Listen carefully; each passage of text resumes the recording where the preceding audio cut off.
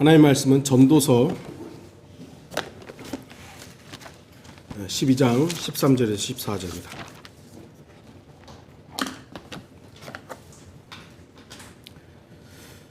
전도서 12장 13절 14절입니다. 제가 말씀 읽겠습니다. 전체 일의 결론을 들을지니 하나님을 두려워하고 그의 계명들을 지키라. 이것이 사람의 모든 의무니 이는 하나님께서 선이든 악이든 모든 행위와 모든 은밀한 것들을 심판하실 것임이라. 그만의 주석서 이 아래 부분을 보시면 이 구절은 구약을 요약한다. 즉 믿음과 행위이다. 이것은 지금까지 살았던 가장 현명한 사람이 내린 결론이다.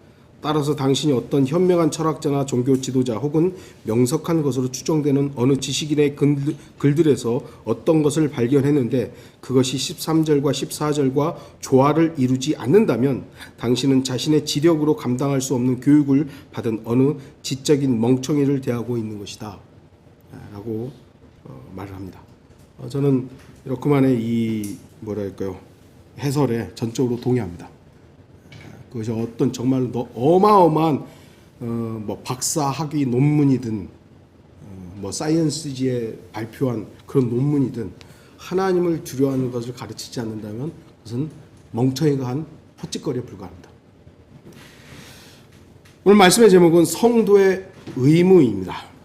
저도 의무란 말에는 별로 그렇게 긍정적이지 않습니다만 성경이 우리에게 어떠한 것들을 명령한 것에 대해서는 제가 전에도 말씀드렸듯이 대한민국 젊은이들은 군대에 가야 하는 의무가 있어요. 그는 정말 가기 좋았던 청년들 여기 뭐 있으세요? 나는 군대 가는 거 정말 좋았다. 간혹가다 그런 청년들이 있더라고요. 기쁨으로 가는 청년들이. 대단해요. 근데 대부분은 정말 싫은데 가야 돼요. 왜요? 안 가면 벌 받으니까. 그런 강제적인 의무이죠. 근데 부모가 아이를 키울 때, 낳고 키울 때 밤에 일어나기 정말 싫어요. 안 그랬습니까?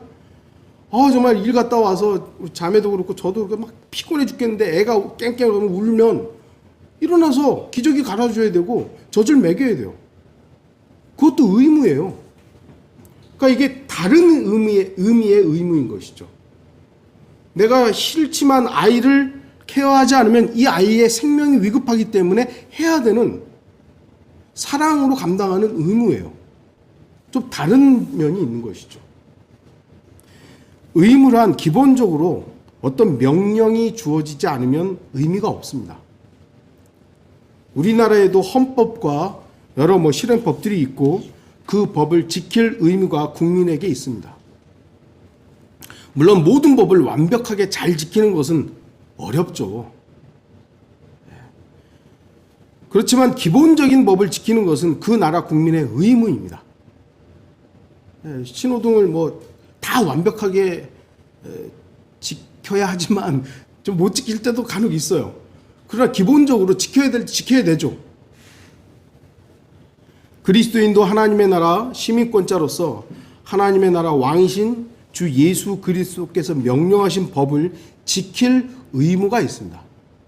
왕이 명령한 부분들이기 때문에 그 명령, 아까도 말했듯이 의무는 명령이 전제가 돼야 돼요.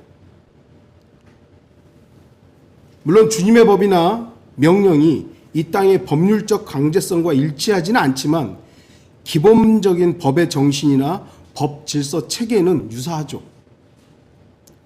그래서 그리스도인은 이 땅의 법도 지켜야 하지만 먼저 하나님의 나라의 법, 곧 하나님의 말씀의 명령을 지켜야 함을 잊어서는 안 됩니다. 우리에게 그리스도인에게 우선적인 건 하나님의 명령이죠. 하나님의 말씀을 우선적으로 지켜야 되죠. 근데 그 말씀이 우리에게 뭐라 그러냐면 세상 법도 지키라고 한 거예요. 그러면 우리는 세상 법도 지켜야 됩니다.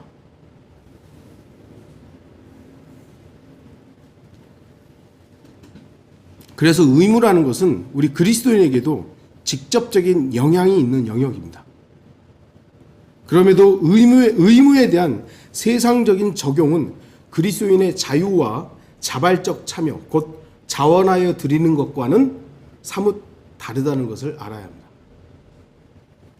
여호수아는 노년에 자신의 소회를 진솔하게 말합니다.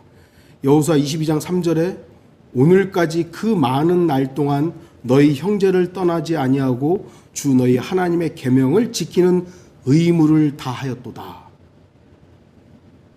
여호수아의 의무는 주 하나님으로부터 부여받은 말씀의 명령에 기인합니다. 그럼에도 여호수아는 자신의 의무를 강제적인 것으로 여겼다기보다는 자발적으로 자원함 가운데서 의무를 다했음을 알 수 있습니다. 여호수아가 하기 싫은데 억지로 그 일을 한 것이 아니잖아요. 하나님의 명령이 있었고 그 명령을 자발적인 자원함 가운데서 그 명령을 수행해 지켜나갔던 것입니다. 아마도 많은 구약의 또는 신약의 신앙의 선조들이 여호수아와 같은 자세로서 즉 자원함 가운데서 의무에 최선을 다했을 것입니다. 의무란 단어를 사전에서 찾으면 사람으로서 마땅히 하여야 할 일, 곧 맡은 직업 이렇게 돼 있고요. 법률적 의무로는 규범에 의하여 부과되는 부담이나 구속, 법적 의무도 그 위반에 대하여 형벌이나 강제력을 가한다는 데 특색이 있다. 대한민국 국민의 4대 의무, 국방의 의무가 있죠. 모든 국민은 법률이 정하는 바에 의하여 국방의 의무를 진다. 납세의 의무, 모든 국민은 법률이 정하는 바에 의하여 납세의 의무를 진다. 교육의 의무, 모든 국민은 그 보호하는 자녀에게 적어도 초등교육과 법률이 정하는 교육을 받게 할 의무를 진다. 근로의 의무, 모든 국민은 근로의 의무를 진다.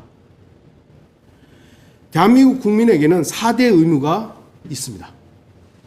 좀 전에도 봤듯이 4개가 있죠. 이 의무는 반드시 지켜야 하는 어떤 의미에서는 강제적인 법률이에요. 특히 국방의 의무나 납세의 의무는 그리고 또 교육의 의무는 법률적인 강제성이 있습니다. 안 하면 안 되죠. 물론 교묘한 방법으로 국방의 의무를 피하거나 탈세하는 경우도 있고 또 교육의 의무 같은 경우는 가정학습이라는 다른 대체적인 어떤 교육 방법들이 있긴 합니다. 그러나 국방의 의무 같은 경우 안 했다가는 형사처벌을 받죠. 납세 의무도 탈세를 했다는 것이 발각되면 제재를 받아요. 또는 이렇게 벌금을 받기도 하고. 우리나라는 대선 후보자 자녀도 이 병역 비리가 나타나가지고 그냥 한꺼번에 나락에 간 경우도 있고, 대기업 회장들 탈세하는 거 참 많은데도 이 나라는 어떻게 좀 돈이 많으신 분들한테는 좀 관대한 것 같아요. 이런 그리고 이제 자녀들 같은 경우는 그 아이들이 있는데도 불구하고 학교 안 보낸다. 그러면 거기도 제재의 대상이 됩니다. 그러나 근로의 의무 같은 경우는 절대적인 법적 책임을 묻기가 어렵습니다. 모든 국민이 근로의 의무를 진다고 되어 있지만 직업을 갖지 않고 일하지 않는다고 해서 법적 책임을 묻지는 않죠. 부모로부터 좀 따가운 시선을 받거나 사람들한테 조금 기우뚱거리겠지만 그렇다고 해서 직업을 안 갖는다고 해서 감방에 가지는 않습니다. 그럼에도 불구하고 국민의 4대 의무 중에 근로의 의무가 기본이라는 것은 변하지 않는 거예요. 일해야 되는 거죠. 일해야 되는 거예요. 성경은 이렇게 말씀합니다. 로마서 13장 7절. 그러므로 모든 사람에게 의무를 다하되 국세를 낼 자에게 국세를 내고 관세를 낼 자에게 관세를 내며 두려워할 자를 두려워하고 존경할 자를 존경하라. 사람에 대한 의무입니다. 그리스도인들이 세상 사람에게 해야 될 의무입니다. 이거는. 그래서 우리는 국가와 권력에 대해서 두려움을 가질 줄 알아야 되고요. 권력자들에 대해서 우리는 존경심을 가져야 됩니다. 우리가 세금을 내야 되면 세금을 내야 되는 거예요. 그리스도인들은 우리나라 이 세금 체계가 완벽하다고 할 수는 없겠지만 어쨌든 그리스도인들이 자기가 번 만큼의 세금을 내라고 하면 내야 되는 거죠. 탈세하면 안 돼요. 미국의 소위 성경대로 믿는 교회들 가운데 세금을 내는 것이 이것이 결국 적그리스도를 위해 사용될 거 아니냐. 그래서 교회들 가운데 바이블 바프티스트 처치 가운데 세금을 안 냈던 경우들이 있어요. 어떻게 됐느냐? 그 교회가 압류되고 교회 성도들은 쫓겨나야 되는 거예요. 그게 뭐 하는 짓이에요? 그러니까 하나님의 말씀을 잘못 이해하고 있는 것이죠. 러크만은 그렇게 가르친 적이 없어요. 그런데 몇몇 교회들이 그렇게 해가지고 교회가 압류가 들어오고 그 교회에서 예배를 드리지 못한, 예배당에서 예배를 드리지 못하는 상황까지 발생한 거예요. 그런데 성경은 국세를 냈잖아요. 국세 내라고. 여러분 세금 내십시오. 한국도 지금 종교세 해가지고 목사들 세금 내야 되느냐 마느냐 가지고 굉장히 논란이 많죠. 성도들이 기본적으로 세금을 내는데 그 헌금을 했어요. 근데 목사가 그 사례비를 받아서 거기서 또 세금을 낸다면 이중과세가 되는 거 아니냐라는 논리예요. 말은 좀 되지만 어쨌든 이익이 있으면 세금을 저는 만약에 국가에서 나라에서 목사도 세금 내십시오. 낼 겁니다. 낼 거예요. 왜 나라에서 그렇게 그러니까 하나님을 섬기는 데 있어서 우리를 제재하거나 방해하지 않으면 그 나라에서 정하는 법률을 우리가 지켜야 돼요. 기본적으로.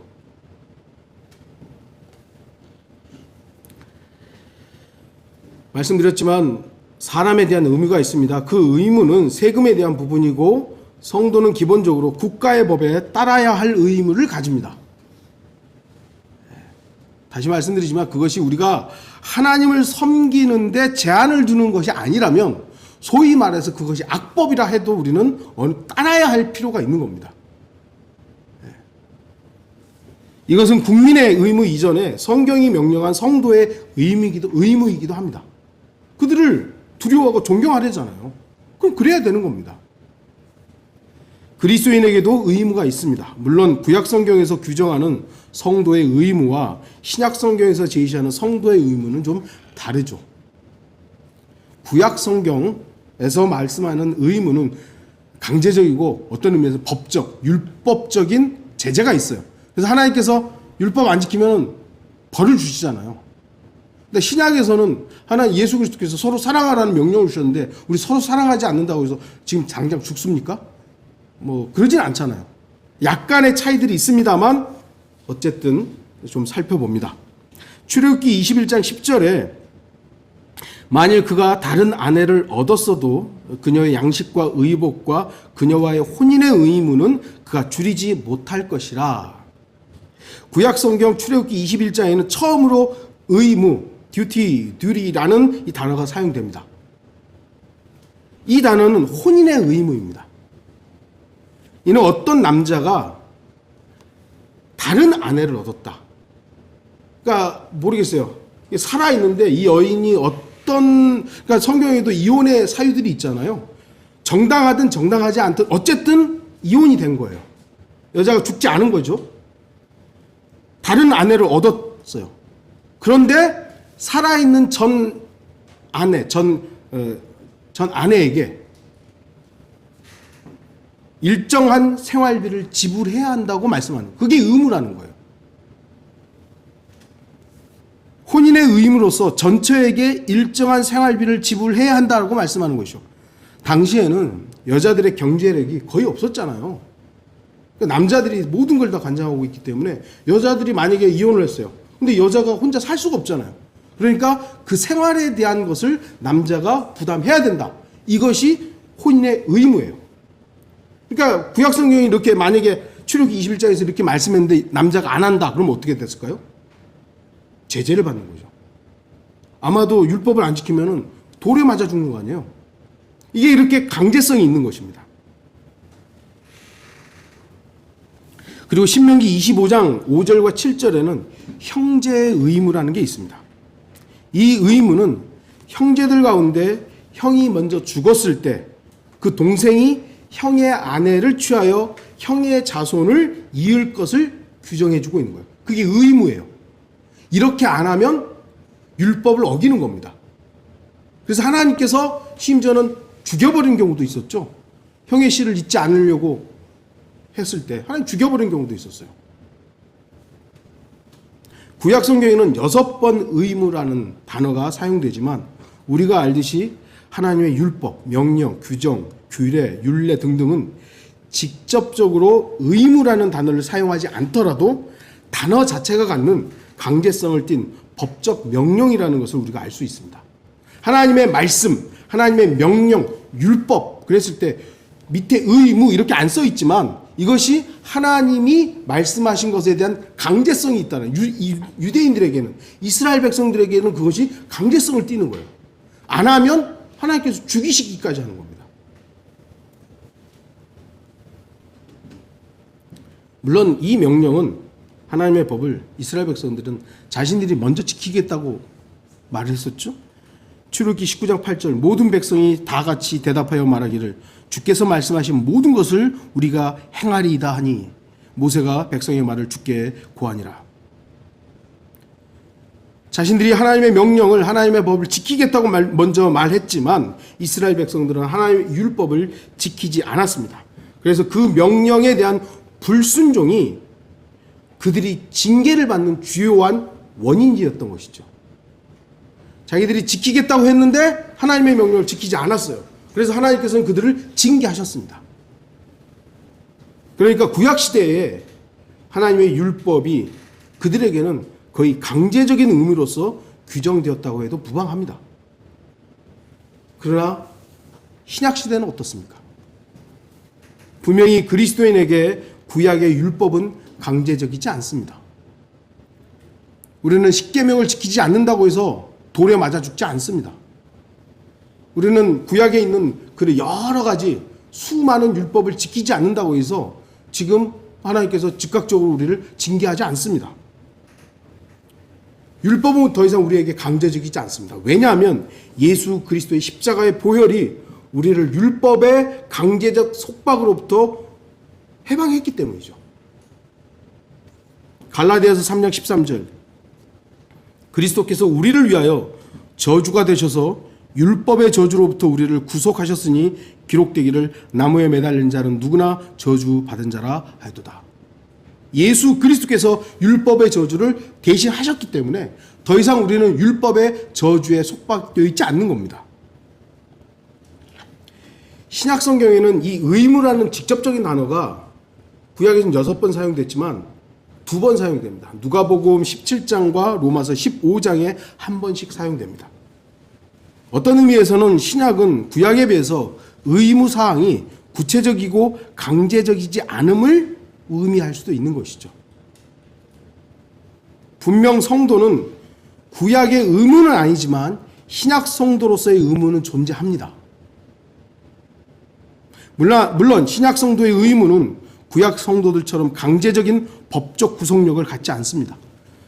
그렇다면 성도의 의무는 무엇이겠습니까? 오늘날 우리에게 주어진 우리가 한때 배웠던 성도의 의무, 그리스도인의 의무, 예배, 11조, 좀 모임이었나, 하여튼 그런 것들이 과연 우리가 성경적인 의무인 것인지 아니면은 강제적인 또는 어떤 구속력을 가진 그런 의무인지 한번 살펴보자는 것입니다.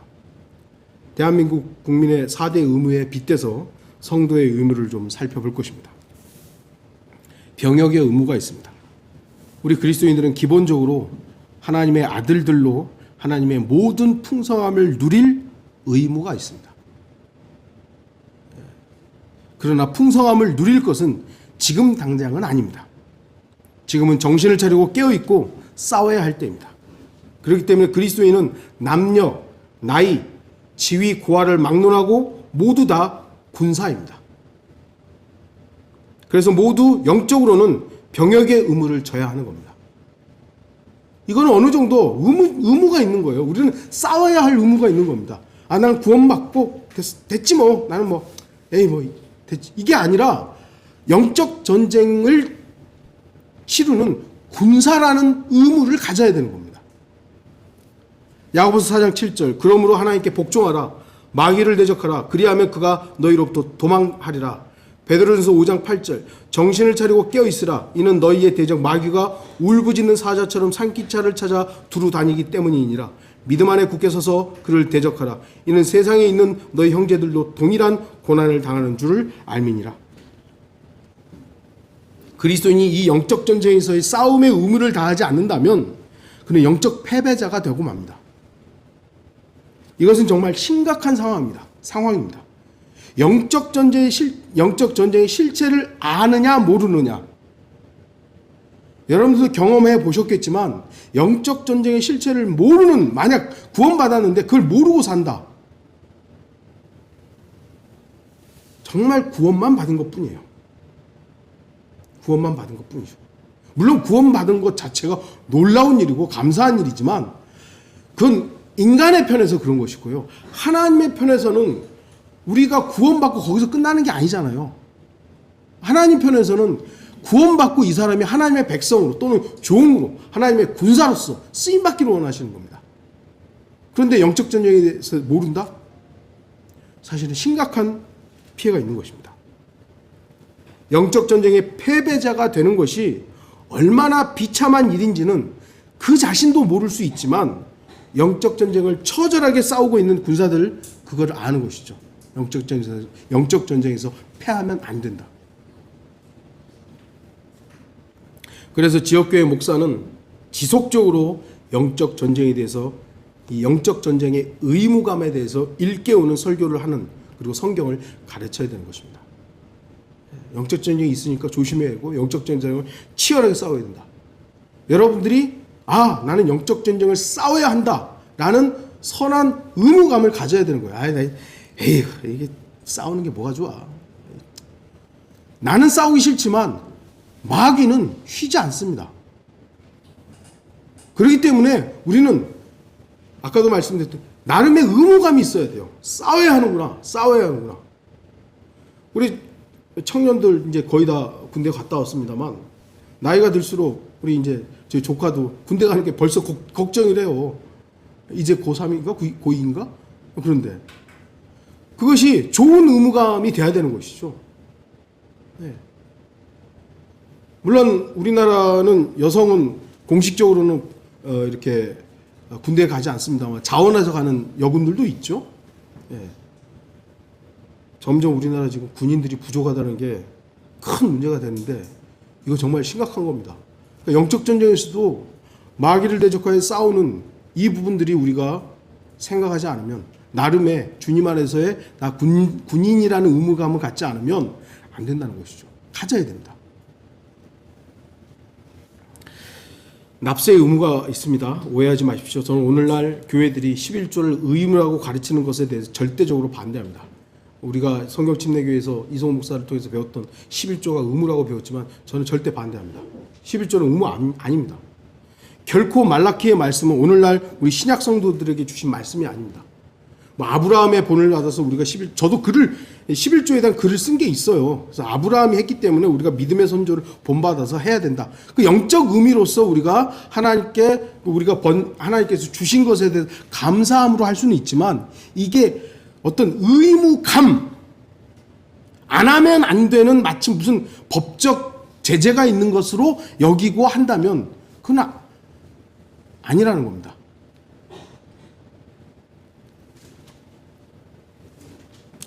성도들의 연보가 있죠. 성경에는 헌금이란 말은 없어요. 연보이죠, 연보. 근데 우리가 대체적으로 헌금이라고 하니까요. 이 헌금에는, 이 연보에는 자원함 가운데서 드리라고 강조가 되어 있습니다.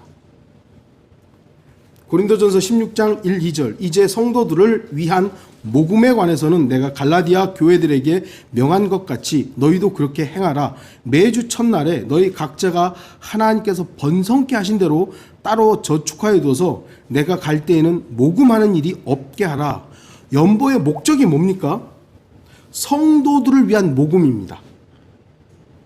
교회를 건물 짓는 게 아니라 사람을 위한 거예요. 사람을 위한 거. 또한 하나님께서 번성케 하신 대로 드리는 겁니다. 억지로 드리는 거 아니에요. 우리나라는 이렇게 무슨 헌금 하자고 작정 헌금 이런 거 하잖아요. 그럼 사람들이 좋아서 하는 사람도 있겠죠. 그러나 거의 대부분이 반강제적인 목사의 막 강요 이런 것에 의해서 하는 거예요. 근데 성경의 원리가 그게 아니죠. 성도가 다른 사람들을 위한 연보를 사랑의 의무로서 지지 않는다면 하나님께서는 그 지역교회 성도들에게 풍성한 회개를 허락하지 않을 것입니다. 로마서 15장 27절 그들은 진실로 기뻐하였으며 또한 저들에게 빚진 자니 이는 이방인들이 저들의 영적인 것에 참여하였으면 그들의 의무는 또한 물질적인 것으로 그들을 섬기는 것입니다. 로마서 15장은 예루살렘 교회를 물질적으로 섬기는 것, 그것을 의무라고 말합니다. 예루살렘 교회를 통해서 복음이 각 지역으로 흩어졌잖아요. 그러니까 영적인 부분에서는 이방인 교회들이 그들에게 빚을 진 거예요. 그러니까 이제 이방인 교회가 예루살렘 교회에 물질적인 의무를 가져야 된다는 겁니다. 영적인 것을 빚을 졌으니까 이제는 물질적인 것으로 우리가 갚아야 한다. 이거를 의무라고까지 표현하고 있는 겁니다. 고린도전서 16장도 그렇고 로마서 15장도 그렇고 지역교회의 연보는 다른 지역교회의 필요를 위해서 마련되었다는 것을 알아야 합니다. 물론 자기 지역교회 회원들은 나몰라라 하면서 다른 지역교회만 돌보는 것은 우선순위가 바뀐 것이죠. 우리 교회 현금, 연보는 기본적으로 우리 성도들을 위해서 사용할 겁니다. 근데 우리 교회에 아직 지금 끼니를 굶거나 그런 사람들은 없잖아요. 그런데 어떤 가정이 지금 재정적으로 너무 어려워요. 그런데 그 아들이 예를 들은 거예요. 그 아들이 일을 할 수 있는데도 일 안 하고 팽팽히 놀고 있어요. 그러면 그 가정에 도와야 합니까? 안 도와야 됩니까? 도우면 안 됩니다. 이 아들이 일을 해야 돼요. 일을 하도록 우리가 뭔가를 알려주는 거죠. 그런데 여기에 지금 다 병자들만 있고 일을 할 수가 없어요. 그럼 우리가 도와야죠. 도와야 되는 거예요. 우리가 뭐 모든 생활비를 다 책임질 수는 없다 하더라도 최소한 그들이 먹을 수 있는 부분들에서는 교회가 도와야 합니다. 지금 우리 교회는 그런데 그런 상황들은 아니기 때문에 우리는 다른 지역교회 또는 선교지에 우리의 헌금을 사용해야 됩니다. 이게 어떻게 보면 성도의 의무인 겁니다.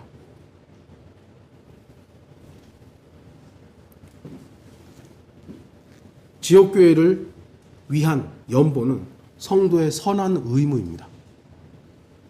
그러나 이 의무는 강제적인 또는 법적 구속력을 가진 의무가 아닌 자원함 가운데 갖는 감사의 의무여야 합니다. 다음으로 보면 교육의 의무가 있죠. 디모데후서 2장 15절 내가 진리의 말씀을 올바로 나누어 자신이 하나님 앞에 부끄럽지 않는 일꾼으로 인정받도록 공부하라. 명령이죠, 이거는. 우리나라는 지금 고등학교까지 의무 교육이죠. 그래서 저희 때만 해도 죄송합니다. 라떼. 저희 때만 해도 초등학교, 중학교까지였던 것 같아요. 근데 이제 지금 고등학교까지 이제 국가에서 밥값이라든지 이런 것까지 다 나오잖아요. 이거는 국가를 위해서 참 잘하는 일이죠. 국민은 의무적으로 교육을 받아야 하고 교육을 위해 국가는 여러 가지 재정적인 의무를 다해야 합니다. 유럽의 몇몇 국가들은 이제 대학교까지 이제 국가에서 지원하는 경우들이 있습니다만, 그거는 국가의 재정에 따라 좀 다를 수 있을 겁니다. 그리스도인도 성도의 의무로서 하나님의 말씀을 공부해야 하는 의무감을 가져야 됩니다. 분명히 성경은 진리의 말씀을 올바로 나누어 공부하라고 명령합니다. 처음에도 말씀드렸듯이 명령이라면 그것은 의무를 지우는 것입니다. 그리스도인이 하나님의 말씀을 공부하는 것은 어떤 의무예요. 의무. 반드시 진리의 말씀을 공부해야 합니다.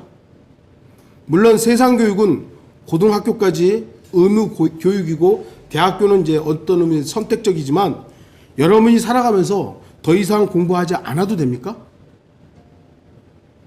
물론 저는 더 이상 수학 공부를 하지 않아요. 그러다 보니까 요즘에 산수가 자꾸 곱셈이 자꾸 순간적으로 안 떠오를 때가 있어요. 만약에 7단이다 그러면 7호 7일부터 7일은 7 쭉 해봐야지 생각날 때가 있어요. 예. 자꾸 안 하다 보니까 그러죠. 그런데 제가 이제 배움을 멈추는 게 아니에요. 저도 직장 가서 거기에 있는 품목을 다 알아야 되고요. 저는 그 가격까지는 관심이 없어서 그 가격과 원가와 막 다 나오는데 저는 거기까지는 관심이 없어요. 그래서 그거는 그냥 품목만 지금 하고 있는 거예요. 공부해야 돼요. 알아야 돼요. 지속적으로 공부가 필요한 겁니다. 배워야 합니다. 성도가 하나님의 말씀을 올바로 나누고 공부하는 것은 선택사항이 아닌 전 생애를 통해서 가져야 할 의무입니다. 하나님의 말씀 우리는 죽을 때까지 공부해야 됩니다. 주님 오셔서 우리를 데려가시기 전까지 우리는 하나님의 말씀을 꾸준히 공부해야 합니다. 이러한 의무감을 갖지 않고 살아가면 공부를 해도 그만 안 해도 그만이 되어버리면 안 되는 겁니다. 해야 되는 거예요. 여러분들 그래서 꾸준하게 성경을 읽어야 되고요. 꾸준하게 하나님의 말씀을 공부하는 겁니다. 마지막 네 번째 근로의 의무가 있습니다. 마가복음 16장 15절 또 주께서 그들에게 말씀하시기를 너희는 온 세상에 가서 모든 피조물에게 복음을 전파하라. 복음 전파는 성도라면 마땅히 해야 될 의무입니다. 물론 복음 전파를 근로 곧 일이라고 말하기에는 무리가 좀 있습니다만 복음 전파는 성도가 자신이 받은 은혜에 대한 마땅한 삶의 한 부분으로서 드려져야 되는 겁니다. 그렇지 않고 복음 전파가 하나의 일이 될 때 복음 전파는 자연스러운 삶의 일부가 아니라 특별한 어떤 것이 되어버리는 겁니다. 우리에게 있어서 복음 전파는 특별한 일이 되어서는 안 됩니다. 그냥 자연스러운 하나의 우리의 삶의 영역이어야 되는 겁니다. 우리는 복음 전파를 일로 하지 말고 삶으로 해야 됩니다. 자연스럽게. 일이라고 생각하니까 하기 싫은 날이 많죠. 그러나 우리의 삶의 영역이라면 우리가 그건 자연스럽게 내가 멈춰선 게 아니라 그냥 복음이 전파되는 꼭 어떤 우리가 복음을 말로만 다 전하는 것뿐만 아니라 우리의 행동 하나, 우리의 글 하나 이런 것들이 다 복음의 역할들을 할 수 있게 되는 거죠. 예배 역시 여러분이 강제적 의무감으로 드리게 되면 안 됩니다. 우리 몸을 하나님께서 기뻐하시는 거룩한 삶제물로 드리는 것은 어떤 특별한 것이 아닌 합당한 예배, 섬김, 봉사여야 합니다. 합당한 예배라고 돼 있잖아요. 이 합당한이라는 단어는 여러 가지 뜻이 있는데 이치에 맞는, 합리적인, 적당한 등등의 뜻이 있습니다. 그러니까 우리가 몸을 들여 예배하는 것은 어떤 강제성을 띠고 불합리한 것이 아닌 자연스럽고 이치에 맞는 지극히 합리적인 행동이라는 사실입니다. 왜 그렇습니까? 먼저 나를 사랑하신 주 예수 그리스도를 사랑하는 그 사랑의 의무로 몸을 드려야 하기 때문이죠.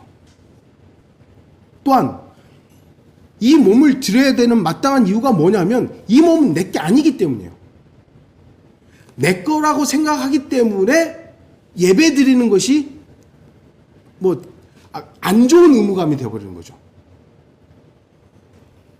주님이 우리를 값 주고 사셨잖아요. 그래서 우리 몸은 이미 내 게 아니라 주님 거예요. 그래서 주님 걸 주님께 드리는 건 당연한 거예요. 합당한 거예요. 이치에 맞는 거예요. 특별한 일이 아니에요. 여러분의 삶 가운데서 경배하고 예배하는 것은 어떤 특별한 것이 아니라 그냥 당연히 이 이치에 맞는 합리적인 합당한 것이어야 됩니다.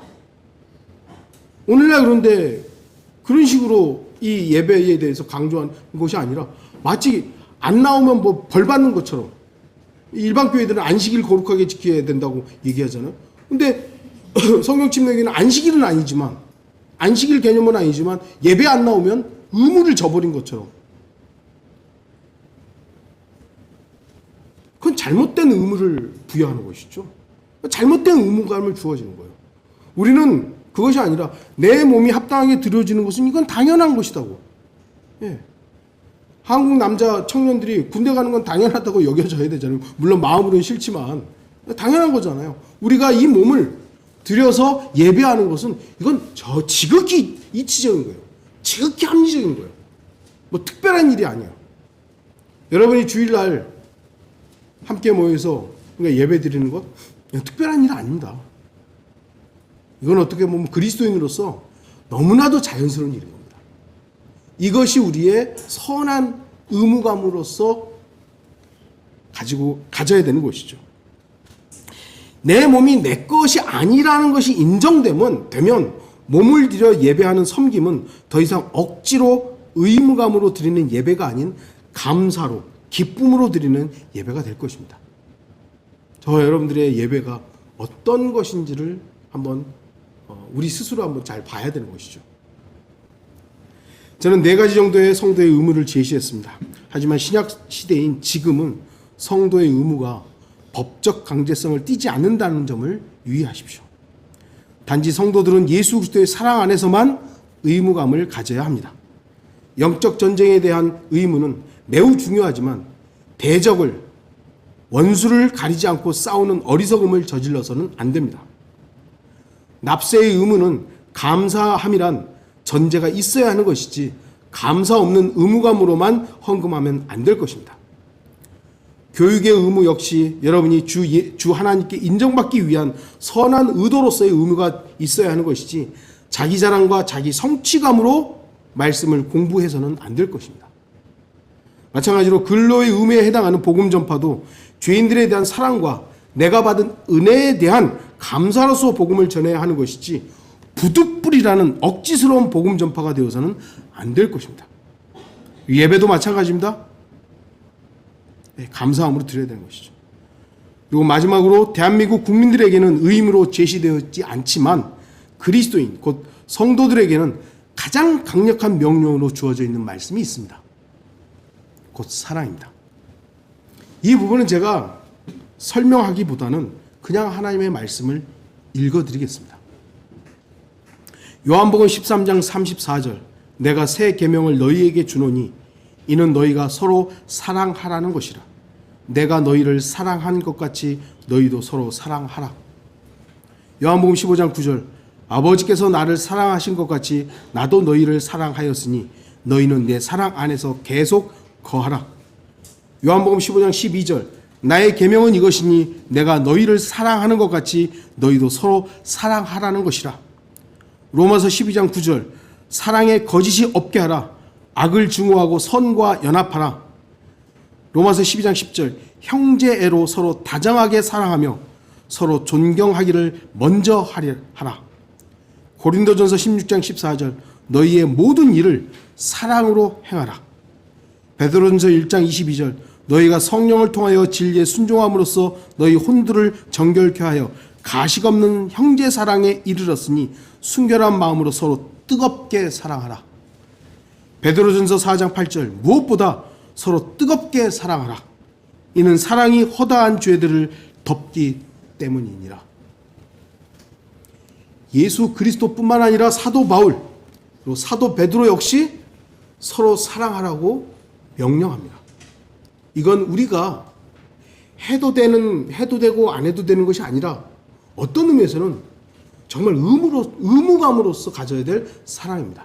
그러니까 제가 처음에 얘기했던 엄마가 자식을 케어하는데 얼마나 힘듭니까? 그러나 사랑이라는 전제가 되니까 그걸 의무로 하는 거예요. 우리가 옆에 있는 형제들이 다 마음에 듭니까? 여러분이 저 다 마음에 듭니까? 아니죠. 그런데 우리는 사랑해야 하는 겁니다. 이 부분이 마음에 안 들고 저 부분이 마음에 안 들지만 사도 베드로는 뜨겁게 사랑하라고 합니다.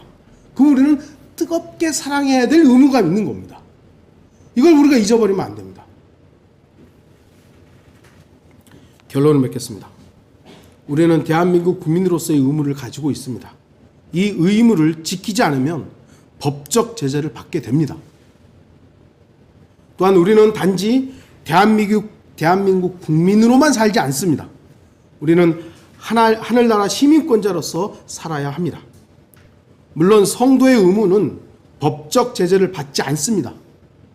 하지만 우리가 그리스도인으로서 살아가는 데에는 많은 유용한 지침, 나침판, 표대가 됩니다.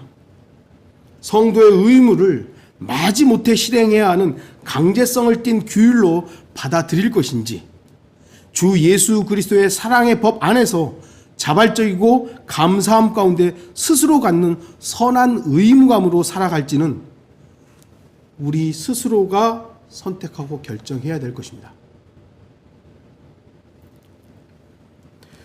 제가 꽤 오래전에 안식교인들하고 좀 논쟁을 할 때, 당신들은 율법을 지켜야만 구원받는 거 아닙니까? 율법을 억지로 지키면서 그게 기쁨이 됩니까? 근데 그들은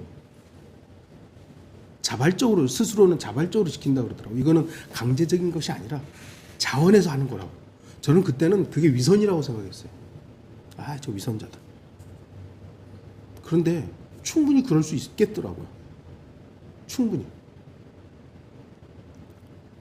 우리가 안식교인들을 이단이라고 하지만 그들의 삶이 굉장히 사람들로부터 인정받잖아요. 안식교인들이 되게 정직하거든요. 왜냐면 그게 율법이니까. 근데 그들이 억지로 그것을 우리가 지킨다고 생각하면 안 돼요. 진짜 기쁨으로 지키고 있더라고요. 여호와 증인들 화 안 내잖아요. 그들이 막 화를 안 내려고 막 참으면서 하는 게 아니라 진짜로 그들은 하나님의 말씀 가운데서 화 안 내려고 하는 거예요. 그럼 우리는 그거를 위선이라고 해야 됩니까? 아니죠. 우리가 그걸 배워야 될 부분입니다. 그건 우리가 배워야 될 부분이에요.